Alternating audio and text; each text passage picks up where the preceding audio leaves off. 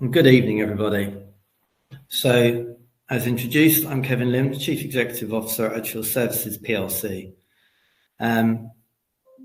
Taking you through this evening's presentation. So we'll start with the standard disclaimer. I'll hold that there for a couple of seconds for everyone to speed read. So let's kick off with an understanding of who the team are at Adsure before we move into a bit more about what we do and what our investment case is. So as you can see, the executive management team both have considerable experience of having worked in the business and the profession, which is primarily business assurance services, which we'll dive into in a bit more detail as to what that means. But we have a strong presence of qualified and experienced people within the business and on the board. So some of the key highlights from an investor perspective in relation to Adsure really are, I suppose, to run through a business that has recurring revenues with giving clear visibility over its future income. Post-listing, we've seen positive improvement across profitability, across revenue growth, and all other key financial metrics. That income base is funded from central and local government or government-funded organisation contracts, which gives us extremely low levels of bad debt and extremely routine payment. And all of that means that we've been able to continue the implementation of a progressive dividend policy, rewarding our shareholders for their investment in the group. Looking more ahead, I'd also want to talk to you a little bit this evening about our investment in artificial intelligence and how we're seeking to revolutionise the delivery of business assurance services within our marketplace.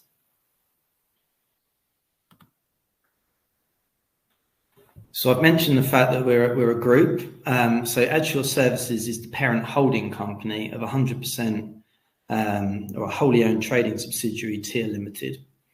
Adsure joined the Aquis Exchange in October 2023, but Tier has been trading for far longer, and indeed this summer celebrated 30 years of trading, which demonstrates the stability of the underlying trading subsidiary.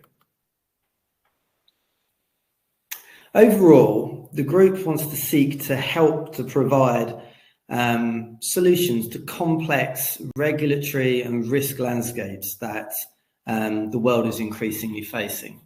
And we want to do that through the provision of independent and conflict-free assurance and advice to support organisations in all walks of life with overcoming and predicting some of the challenges that they may face in the future.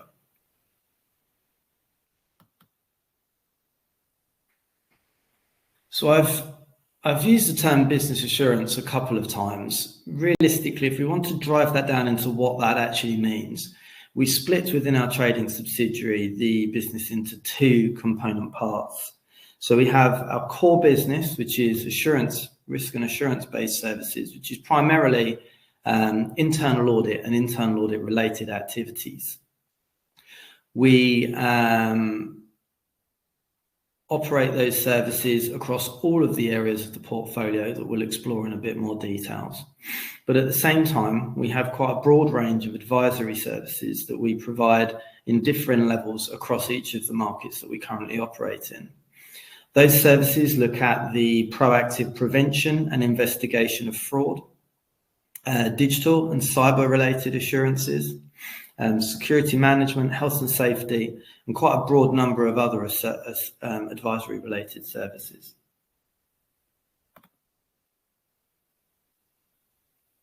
So I mentioned the fact that our trading subsidiary has celebrated a 30-year anniversary.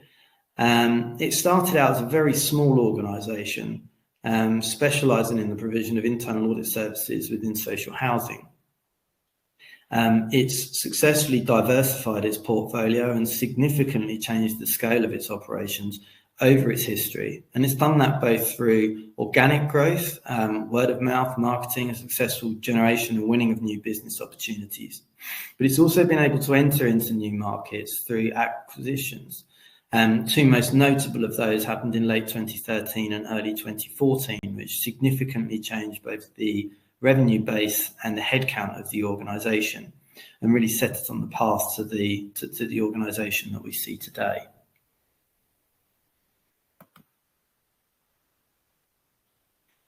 So we talked about our current portfolio and areas of operation. We split that down into 4 industry categories. So we work across all aspects of healthcare within the United Kingdom. That includes private healthcare as well as NHS related services. We provide work within all aspects of social housing, again across the United Kingdom. And similarly within education, working with universities, with colleges and multi-academy trusts, and dealing with the complexities of the different regulation within each of the constituent parts of the United Kingdom. We also work with central and local government bodies, and as an extension of that, emergency service providers, again, spread across the United Kingdom. So really, there isn't any part of the public sector that's directly or indirectly receiving money from the government that we don't provide our services to. So looking at how that then paints itself in terms of our revenue makeup, as you can see from this slide, we don't have an over-dependence on any one portfolio for our revenue. And we have quite a degree of balance across the makeup of how that currently works. We have a different mix and blend of skills and services that we provide within each of those portfolios. But broadly, the ever-present across that field will be internal audit, which is our core business line.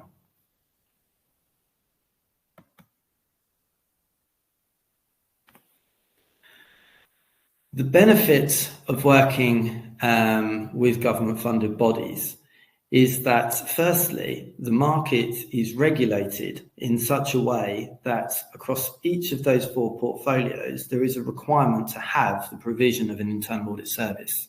It's not discretionary or optional, there is a requirement. It doesn't have to be outsourced to an organisation such as ours, but in most cases, that is the most cost-efficient mechanism for organisations to receive the assurances that they are required to have. Typically, that service will be contracted for periods between 2 to 5 years, which means that over 85% of our revenue base from our last set of financial statements is recurring revenues. This means that each year when we're building budgets, developing our corporate plan, we have quite a strong visibility, not just on a year ahead, but 2, 3, 4 years ahead, enabling us to think far more strategically around how we manage our workforce needs and how we can manage skill mixes, etc., to ensure that we have access to the right level of resource to meet our future customer requirements.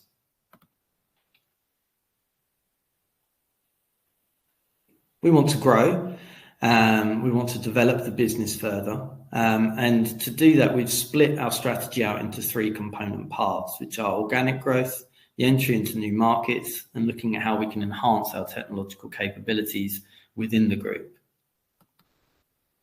So if we kick off looking at what we mean and what the opportunities are for organic growth, I think it's important to say firstly that there's a large total addressable market, and we are at nowhere near saturation in any one of those 4 portfolios that we've currently looked at.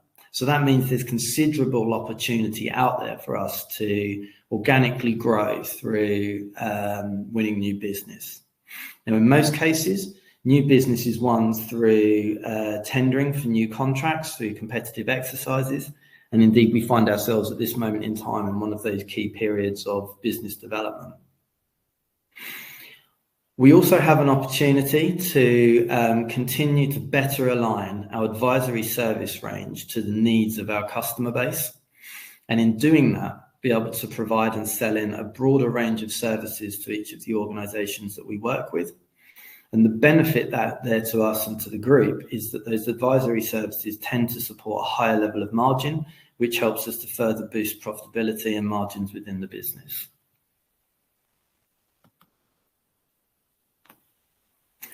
When we then look at the opportunities for entering new markets, again, this is something we can split down into 3 distinct areas.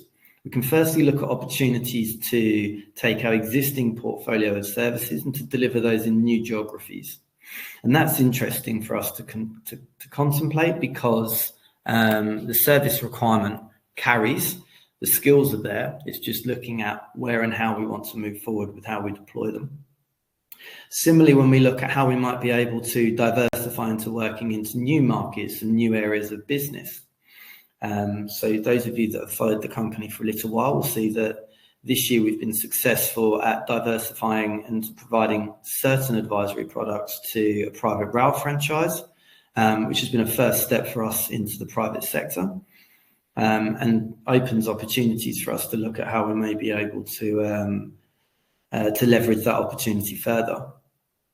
But there's also an opportunity to step back and look at how we may be able to better provide more cross-cutting support across existing and new industries through bringing online new services, new products that may give us an opportunity to not only grow organically, but to enter into new spaces at the same time. And finally, technological capabilities within the business. This really, again, has a threefold opportunity. As a board, we're quite clear that there is significant opportunity to enhance the services that we provide through the deployment of artificial intelligence. And for this reason, we actively sought out the best way for us to be able to develop our own proprietary LLM tools within the organisation. So it was great news for us that we were selected to work with Innovate UK and have received grant funding for something known as a knowledge transfer partnership to help us to develop internal tools that we can use to take to market to support our customers. At this moment in time, we're just in the third year of this project, and we are now at on-stage deployment and testing of the tools with a sample of clients using a sample of our staff resource as well. And we expect that final stage of testing to be concluded early in the new calendar year, which will then set us on course to look at how we may be able to move to full deployment of that technology. How does that assist us with growth? Well, I think firstly, there are significant opportunities for efficiencies in delivery of services, which enables us to look at how we can utilise our people to do more of some of the higher value tools and to free up more of their time to take away from some of the administration of some of the activities that they perform. We also believe that the IP that we're developing will be unique, which will give us a significant competitive edge from a business development perspective. And it's important to note there that with that IP that we're developing at the end of the grant-funded project, we own 100% of that intellectual property. And finally, longer term down the line, we can start to consider how we may want to potentially look at licensing some of those capabilities and put that out there to smaller players within the market on maybe a reduced scope basis to provide a level of passive income to some extent to the group moving forwards.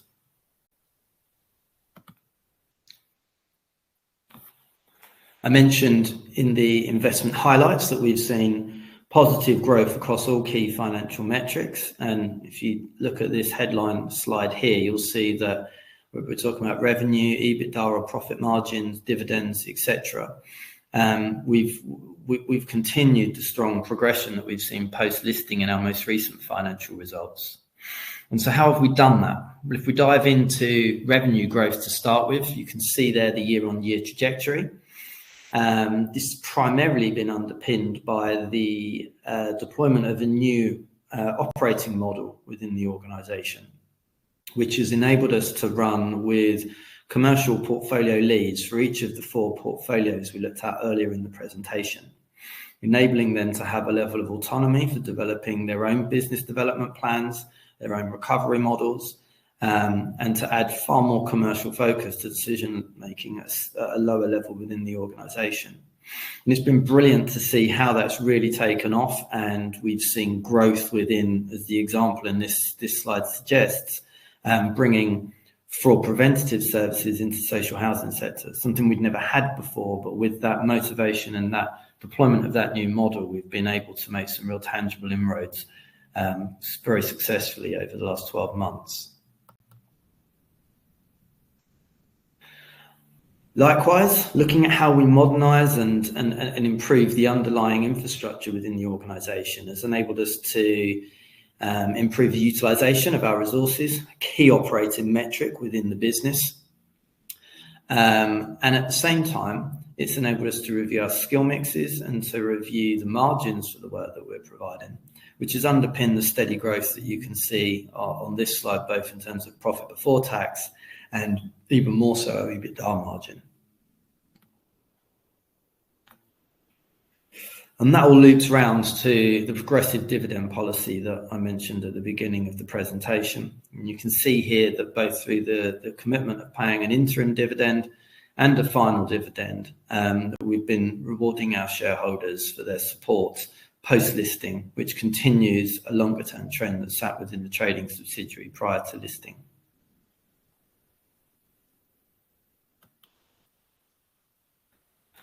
I've mentioned our board already, but the non-executive complement of our board, as you can see from this slide, are extremely experienced in a broad range of areas and bring up quite a broad range of skills to the executive management team, which I think is important to understand the level of scrutiny and challenge that's able to be maintained at the board, but also the opportunity that presents for us to leverage contact skills and knowledge that we have within our three non-executive directors. And I certainly am fortunate to be able to have their guidance and their wisdom as we move forward on our development journey.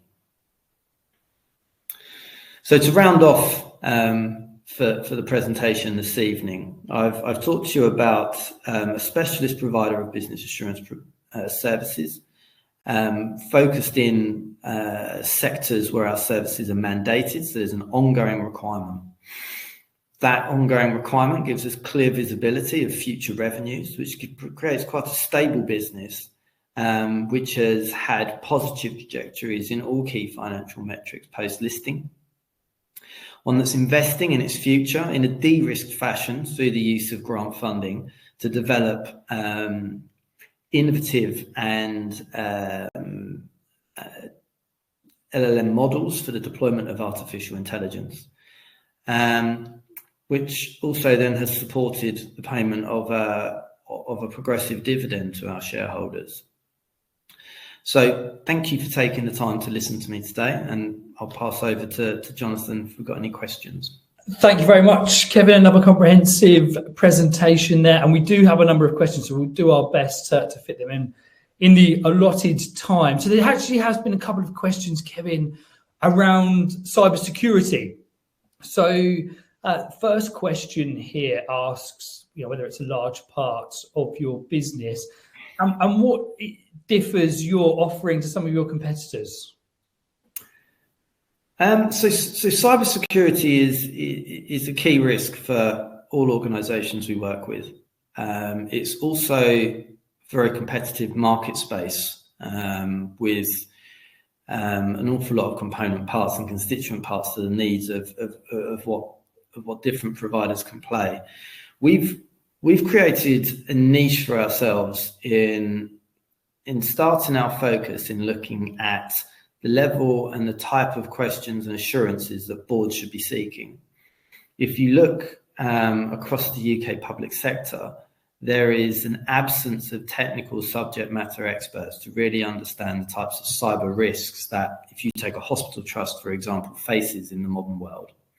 And so what are the questions they need to be asking, and how do they interpret the answers that they receive? And so we're working through quite an innovative assurance model with boards at the moment, providing them with training and understanding of the risks that they face. From there, we have a suite of health check tools that then go in and assess the underlying infrastructure and the maturity of the cyber controls, both for preventative and reactive measures. And then we have some more technical skilled staff that can then come in and do some more detailed work, whether that's penetration testing of systems, whether that's looking for other external vulnerabilities, etc. So there's a broad range of parts, and it makes up a key component of a broad range of the services that we provide to our customer base. Thank you. There's another question here, again around cybersecurity, but Adrian asks, what percentage of your business is in cybersecurity at the moment? And I think he asks here, how do you see this playing out with the increased threats that we see from cybersecurity at this point in time? I'd be concerned if cybersecurity wasn't at the top of the risk register of every organisation that we work with. So we will be doing some form of work across all of our contracts. I wouldn't want to put an exact percentage on what that means in terms of the revenue that's attributable to that, but it is certainly at the forethought of every organisation that we work with, and I think it's an area that you just cannot be complacent to. We therefore have to constantly evolve and think about what are the opportunities for us to add value to the organisations that we work with, and what's their needs that we can really service and address to add value to them, but also to grow our own business and to help ourselves in terms of our own growth strategy. Thank you. Question here, I think, relates to today's budget and certainly something that was raised by the leader of the opposition. Alan asks, are you disappointed by Labour's failure to deliver on house building targets? And I think if you could bring in a little bit about your sector in the housing market and what it actually means for Adsure as a company. Social housing is very much the roots of our trading subsidiary TIA. It's where it started, and it's a market that we are quite aggressively growing in at this moment in time, with quite a broad range of services and support.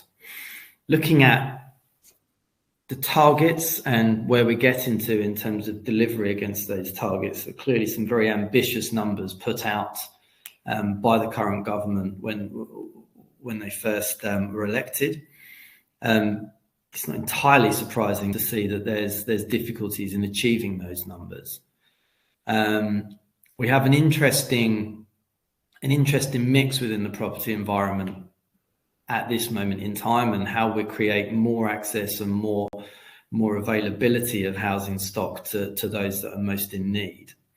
And it's clear, I think, if you look at the position of a lot of social landlords, development and scheme development is a key part of that, but actually the ability to repurpose existing buildings, premises, to take more back from the private sector to do more with it, is also opportunities there to meet some of that need out in the population.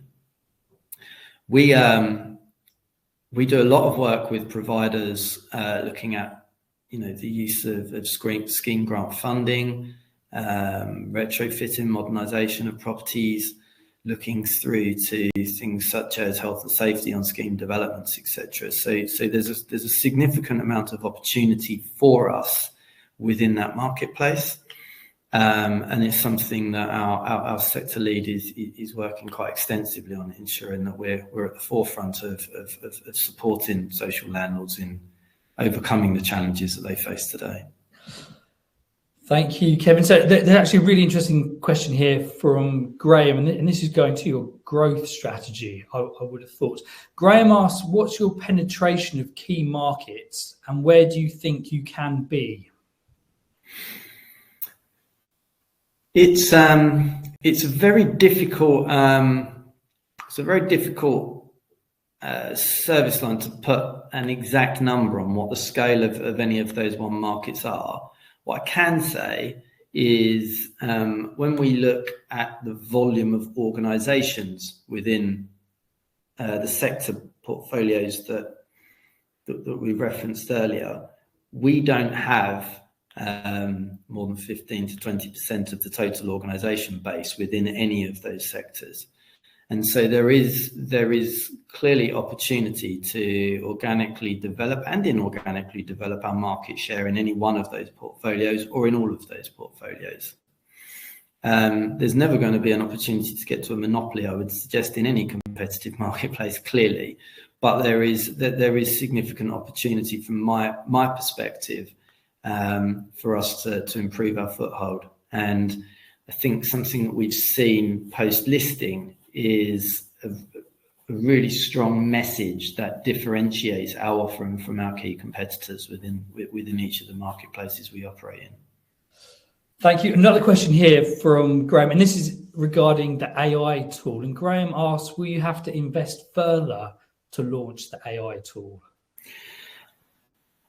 We won't have to invest significant amounts further to launch the AI tool across our client base. Once the grant funding finishes, we will need to look at taking a decision, for example, over whether or not we continue with the employment of the data scientist. That would appear to be a fairly simple decision to take, but that would mean that we go from having grant funding for some of those costs to taking that on entirely internally. We do need to then look in the mid to long term around the extension of those tools and what the extension of those tools and their capabilities may mean for further investment within the business. But at this moment in time, we've quite successfully de-risked the upfront investment needs to get the tools to deployment within 2026. Perfect. So just another question here on the AI tools. What steps do you need to go through to achieve the launch? You mentioned that you're in testing with real clients at this point in time. If you can give any feedback on how that's going and what other steps need to take place, what needs to happen before you're actually able to deploy this across the company? So to date, we've run a significant amount of blind testing. So looking at the outputs from the artificial intelligence tool, comparing that to the output from a human, and then in a blind testing fashion, trying to ascertain how simple it is to distinguish one from the other. The results of quite extensive testing at this point suggests that the output of the artificial intelligence is indistinguishable from that of the human. And what we're now doing is working that through with the client to understand how effective some of the solutions that the tool comes up with to the risks that are identified in our work, how they find them, how can they see any difference? Do they see an improvement in certain areas? And if so, what is that and how has that worked? We've also got to look at the operability of the tool for the end user. And that's another part of the reason for testing in the real world, because real world scenarios are slightly more dynamic sometimes than in a more rigid testing environment.